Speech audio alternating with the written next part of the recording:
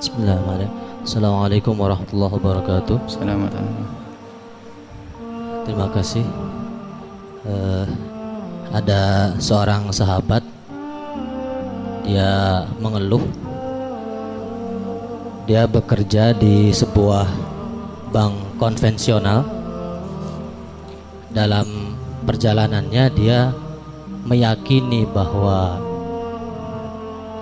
praktek bank konvensional itu mengandung riba. Kemudian dia berpikir, apakah selama ini gaji yang saya dapat dari tempat saya bekerja, bank konvensional tadi, menjadi haram, menjadi tidak bersih. Kemudian dia bingung, dan kalau dia keluar, di luar belum tentu dia mendapatkan tempat yang baik, atau dia belum bisa menentukan sikap. Pertanyaannya, apakah sebenarnya hukum bank konvensional itu riba, betul-betul riba, atau memang ada pendapat-pendapat ulama yang tidak terlalu keras? Artinya ada dalil yang mengatakan bahwa itu tidak riba, sehingga sahabat-sahabat kita yang muslim, muslimah yang bekerja di bank-bank konvensional menjadi aman. Bismillahirrahmanirrahim. Semuanya pernah berdosa, kecuali Nabi kita, ulama, ustadz, kiai pernah berdosa. Cuman kualitas dosa ini busuknya berbeda-beda. Ada orang yang di saat berdosa menginsafi lalu menyesal. Tidak ada nilainya dosa itu, ya segera diampuni oleh Allah. Pernah berdosa, para ulama ada yang berdosa, tapi dosanya tidak berat. Kenapa? Dia sadar menyesal. Ada dosanya berat, sudah tahu mokong, gitu aja repot syariat Islam. Sudah dosa nggak mau nyadari, lah ini dosa. Jadi tidak ada yang tidak dosa di antara kita. Semuanya pernah berdosa.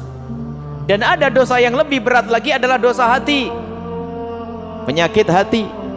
Dosa di dalam hati ini lebih gede daripada urusan dohir. Zina itu dohir, busuk, kotor, hina. Makan riba dohir, busuk, kotor, hina.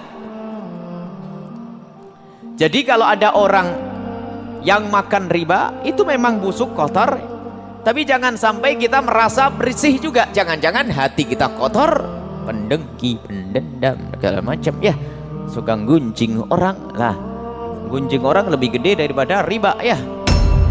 Jadi intinya kita tidak menunjuk orang yang bekerja di bank konvensional atau manapun. Intinya kita menunjuk pada diri kita sendiri. Kalau kita berbuat satu kesalahan, cobalah segera diinsafi, disadari, disesali, biarpun kita masih belum bisa keluar dari kubang kemaksiatan itu. Sebab kalau tidak menyesal akan terus, apalagi cari ustadz yang bisa membenarkannya, musibah itu. Artinya tidak ada keinsafan, hawa nafsu itu. Kira-kira ada ndak ustadz yang memperkenankan saya buka kerudung? Sebab saya paling tidak senang pakai kerudung. Lah ini tidak insaf kan, misalnya. Ini contoh. Jadi kaidah, ya, kita sebelum berbicara tentang untuk menjawab pertanyaan, kita itu kaidah, semua dari kita ini bisa bersalah. Dan sebaik-baik dari kita yang bersalah, sadari biarpun kita masih susah meninggalkannya. Semoga dengan penyesalan kita ini Allah mengampuni. Sebab yang tidak pernah menyesal, mungkinkah meninggalkannya? Saya menikmati tempat duduk saya, ya susah saya pergi. Tapi kalau bau busuk, tidak enak, gatel, pergi atau tidak saya? Pergi. Jadi perasaan inilah yang harus kita tanamkan. Mungkin kita bekerja di tempat yang haram, tanamkan benci. Saya benci, minta pada Allah, ya Allah pindah, saya benci, pindah ya Allah. Lihat, gerah ya. Secara otomatis dia akan lirik, kerjaan apa ya kira-kira. Nah ini. Kemudian masalah bank konvensional sebetulnya ya harga mati, ya. Kecuali ada fatwa ulama, ternyata fatwa ulama dia punya PPR. Jadi makanya fatwanya mengatakan bank konvensional adalah nggak apa-apa, tidak riba. Oh iya, orangnya dari Jawa Tengah, tak tanya apa? Dia mendirikan bank perkreditan rakyat juga. Oh ya, pantas.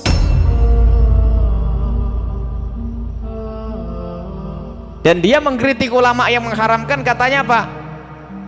Ya karena dia tidak punya bank. Nah ini kan kurang ajar tambahan, bukan dengan insaf.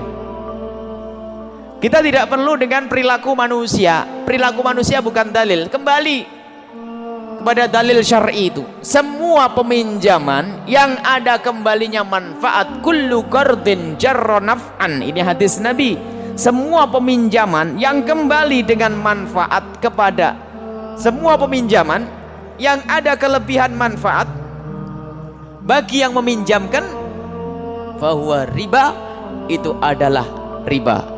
Hadis ini disebutkan oleh para fuqaha, talaqathul a'immatu bil qabuli, para imam-imam ulama menerimanya langsung, nggak pakai cek recek, karena sudah jelas ini sesuai dengan dalil-dalil yang lainnya. Misalnya saya meminjamkan duit 100.000, kembalikan 100.000 plus pijet, sudah riba. Bayangkan, apalagi 1%, apalagi 0,5%. Ulama-ulama besar kelas dunia yang menghafal Quran umur 8 tahun ini hafal juz amma saja tidak hafal, bagaimana mengatakan bank halal? Kan musibah ya. Riba ini harus kita adil semacam ini. Mohon maaf, dosa bukan hanya di bank loh ya. Di mimbar ada dosa, menggunjing. Ustadz menggunjing ada atau tidak? Ada. Ini lebih gede daripada makan riba. Jadi kalau kita mengomongkan bank riba itu, di bank itu ada ribanya, artinya ini adalah berbicara wajar. Bukan berarti kita mencela perbankan, bukan. Di dunia pesantren banyak kemaksiatan, kalau orang tidak hati-hati, ustadz pun bisa terjerumus dalam menggunjing kesombongan hatinya, dengki kepada sesama ustadz juga ada.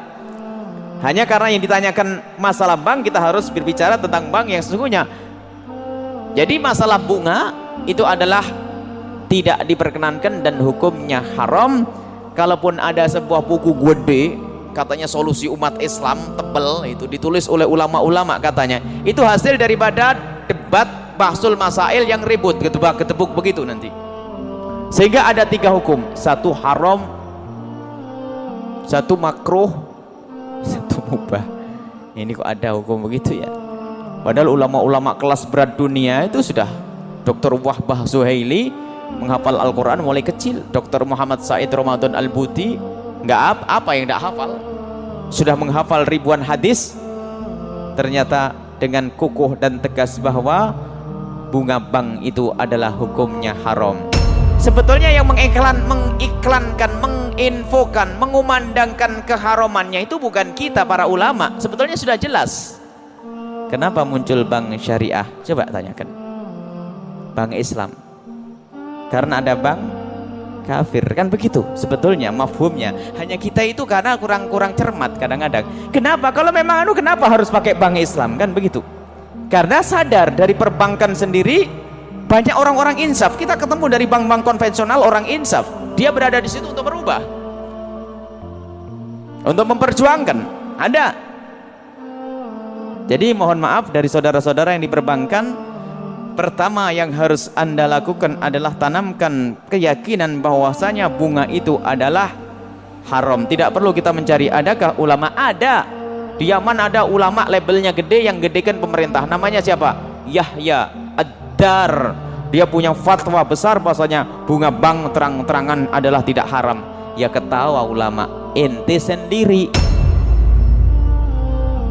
Dan tidak terbukti dia seorang yang punya kajian ilmiah. Ada, kalau mencari ada saja, tapi ulama kelas apa dia? Sujudnya bagaimana, ketawaduannya bagaimana, keilmuannya bagaimana? Ada, kalau mencari ada saja. Liberal aja kurang bahaya apa? Nabi Muhammad dicaci juga ada, katanya ulama.